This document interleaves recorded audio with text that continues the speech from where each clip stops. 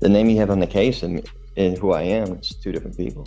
You want to smile about it and laugh about it? Take him back. Laugh. We'll call him out later.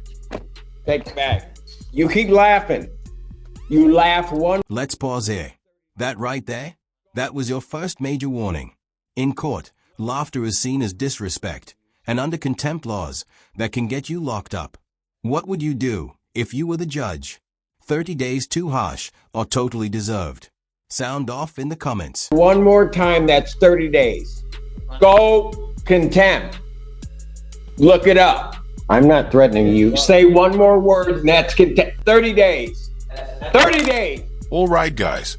This is one of the most intense court hearings you'll ever see. The sovereign citizen in this video might be one of the most smug and disrespectful ones we've ever featured on this channel. He just won't stop talking.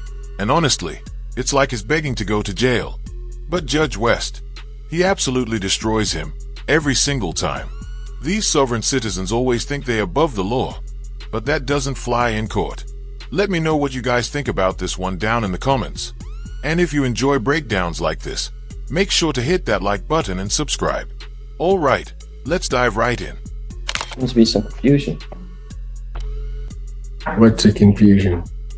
I've stated multiple times on the record that I wish to represent myself. Well, I thought we got rid of that issue last. Yeah, I thought so too. I spoke to this gentleman right here and expressed my wish to represent myself as well. All right. Well, if he doesn't want you, I mean, we'll figure that out in a moment. So, Mr. Styron, we're going to go through this again. What do we want to do in this case? You understand what you charged with, sir? I understand what the charges are against me, yeah.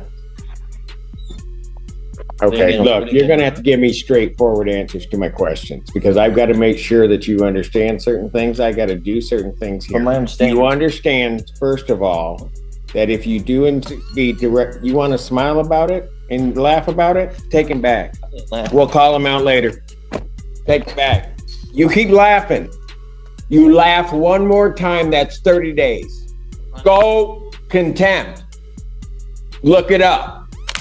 Well, that was quick. I've got to say, I love the way Judge Simpson handles these sovereign citizens. His all business, no nonsense, and honestly, I'm here for it. But seriously, what do these sovereign citizens even expect to happen? Does this dude want to go to jail? Because it kinda looks like he does. He's sitting there laughing and smiling like it's some kind of joke. I mean, come on, no sovereign citizen has ever won a case in this courtroom. So I genuinely don't understand the movement. Like, what's the point? If anyone can explain why they keep doing this, drop it in the comments below. Because from where I'm sitting, this makes zero sense. Anyway, let's see what happens when he steps up for his next appearance. State your name. my name is Thomas Styron. I live in man. Quick legal insight. Fleeing and eluding in Michigan is no joke. We're talking about a felony with up to 5 years in prison. And yet, he's arguing about identity, as if legal definitions bend to personal belief. Does he think this is law school improved night? Yikes. Mr. Styron, you are before the court. You have elected to represent yourself. I do have to advise you that you have 3 counts against you. The first count is that of fleeing and eluding 3rd degree under the Motor Vehicle Code. Do you understand the nature of that charge, sir? This is under the assumption that you're compelling me to identify as Thomas York Styron, the legal entity on this case. I believe that you are. Do you understand the nature of the charge, sir?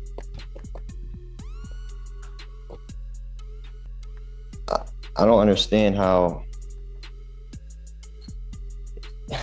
the name you have on the case and who I am is 2 different people.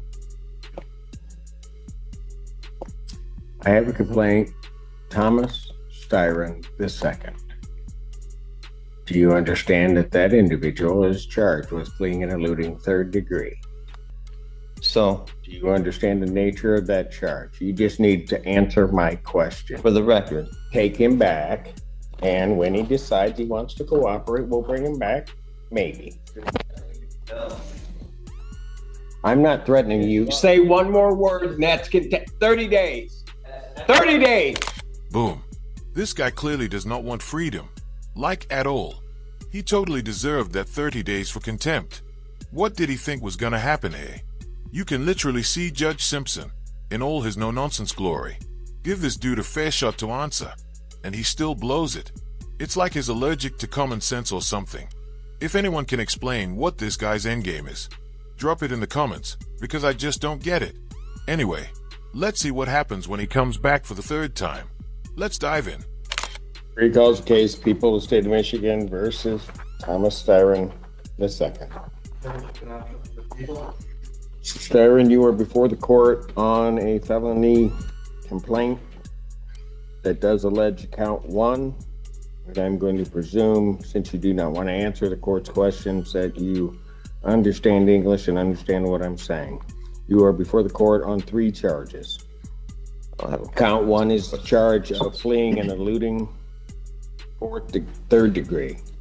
Under the Michigan Motor Vehicle Code, that is a felony punishable by up to 5 years incarceration or $1,000 fine plus court cost, and would require the Secretary of State to suspend your license for up to 1 year upon conviction. Count 2 is assaulting, resisting, and obstructing a police officer. That is a felony or high court misdemeanor punishable by up to 2 years incarceration and or a $2,000 fine plus court cost. Count 3 is a misdemeanor offense of operating with a license suspended, denied, and or revoked.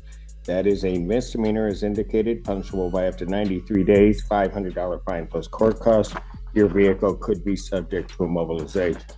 Since you refused previously to answer my acknowledgement as to whether you understand that, I will assume that you understand what you're charged with. You are also entitled to be represented by counsel at this and all subsequent proceedings. If you could not afford to hire an attorney would be provided at public expense to represent you in this matter.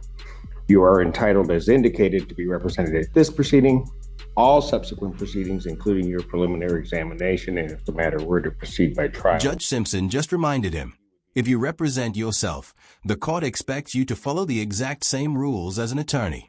That's not bravery. That's legal suicide. Would you ever go pro se against felony charges? The trial would be entitled. You would be entitled to counsel. It is, as we have gone through the previous proceedings, the court's understanding that you do not wish to be represented by counsel, and that this matter will then proceed forth with you representing yourself. I have to advise you that in representing yourself, the court will make the presumption that you understand the Michigan court rules, those regarding both procedure and those regarding evidence. The court will not be providing any legal assistance to you during the course of those proceedings, and will hold you to the same standards that I would hold an attorney representing or practicing before this court. So, with all of that, and with the court's understanding that you do not want to be represented by counsel, I will set this matter for its next proceeding. You understand I'm the beneficiary, not the trustee, right? That will be the preliminary examination. I will set the preliminary examination. Has discovery been provided to the defendant? Your Honor, he was previously represented by the public defender. I don't know if he turned over the paperwork to him. Does anybody from the public defender's office know whether or not the defendant has been provided discovery? Mr. Odekala. Thank you, sir. Thank you. Your Honor, we have the discovery. I have not been able to share that discovery with Mr. Styron. I've tried to speak with him and go over it, but I'd be happy to turn that over to him at the first available. All right. If you would either turn that over to the court officer so that they can provide that to Mr. Styron so that he has the discovery, and if you could do that today, I would appreciate it. Yes, Your Honor. I'm setting the preliminary examination. Thank you, sir. Yes. The people would have their witnesses available June 11th. Set this matter for preliminary examination in person, June 11th, 2024, 9 a.m. That is before me.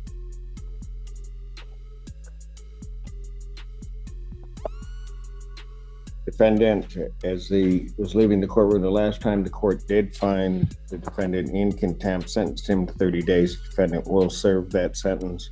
The court will sign the judgment of sentence regarding the contempt. I don't understand how that's possible. Like I said, So first of all, watch your There language. it is again. More disrespect, more contempt, more time. At this point, it's like he's collecting jail days like Pokemon cards. But tell me, was the judge too harsh? Or was this guy just begging for the maximum?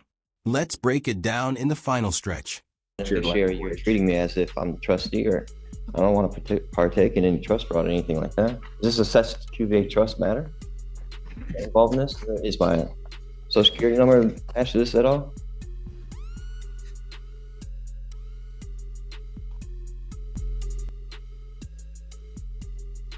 Go figure. Styron, or whoever you wish to be addressed as, I'd suggest that you watch yourself because there's going to be more time coming. You keep it up. You will learn how to conduct yourself appropriately in these proceedings in this courtroom and before me. You will not, in any manner whatsoever, You're trying to compel me to be somebody I'm not. or this institution. You have no evidence It will not to prove that happen. I'm who you say I am. You will not talk to me in that fashion. In what fashion? I'm not the one being unethical. Very good. You'll serve the 30 days. We'll see. We'll see him on the 6th. Bond continued. Do you guys think this dude deserved more than 30 days for contempt? Honestly, I do. I was half expecting Judge Simpson to hit him with another 30 days after those rude comments at the end. Like seriously, how far can you push your luck in one hearing? You've got to admit though, this sovereign citizen's got some nerve. He walked into court armed with all his made-up theories and refused to back down, no matter how ridiculous he sounded. I mean, sure, he might have the IQ of a squirrel, but he's got guts, I'll give him that. This case is the perfect example of how not to act in court. Judges have the power to hold people in contempt to keep order. And trust me, you're not winning any arguments by disrespecting them. If anything, this guy shows why it's important to actually know your rights, not the fantasy version sovereign citizens believe in. Watching Judge Simpson handle him was frustrating but also weirdly satisfying.